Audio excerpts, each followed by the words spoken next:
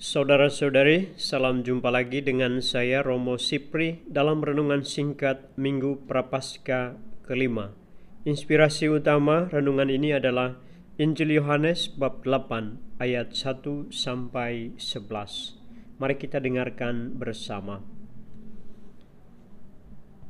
Tuhan bersamamu dan bersama rohmu. Inilah Injil suci menurut Yohanes. Dimuliakanlah Tuhan. Sekali peristiwa, Yesus pergi ke Bukit Zaitun.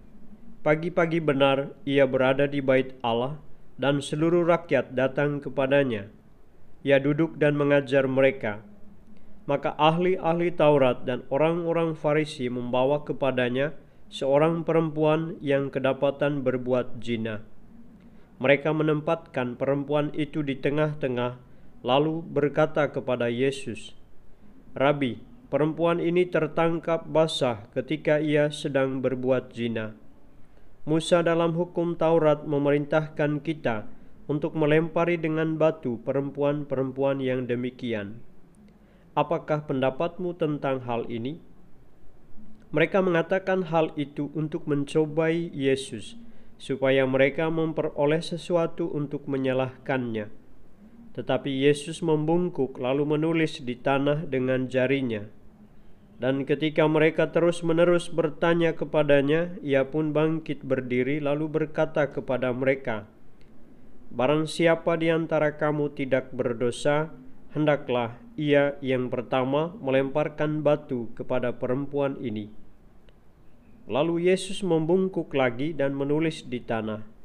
Tetapi setelah mendengar perkataan itu, pergilah mereka seorang demi seorang, mulai dari yang tertua.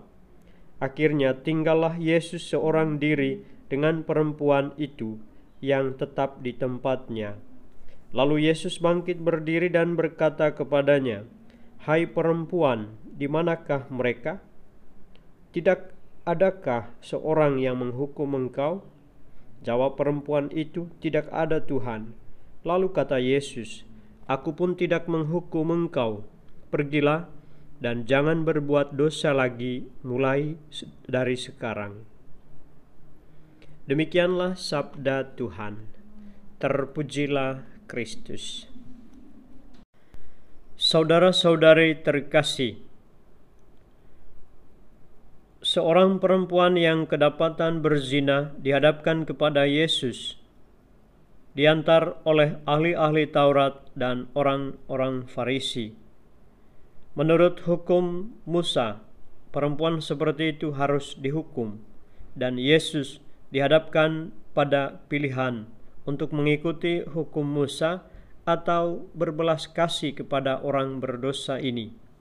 Dan Yesus membungkuk ke tanah dan menulis. Apa yang dia tulis tidak persis diceritakan, tetapi menulis di tanah adalah simbol atau tanda yang menunjukkan bahwa kepada semua orang bahwa kita adalah orang berdosa. Kita semua dari tanah yang fana, yang hina. Karena itu kita pun tidak layak untuk menghakimi dan menghukum orang lain yang berdosa sama seperti kita. Melalui kisah ini, Yesus menampilkan wajah belas kasih Allah terhadap semua orang, termasuk orang berdosa. Yesus menegaskan bahwa dosa memang harus dibenci, tetapi orang berdosa harus diampuni, harus dikasihi, supaya ia dapat berbalik dari dosa dan kesalahannya.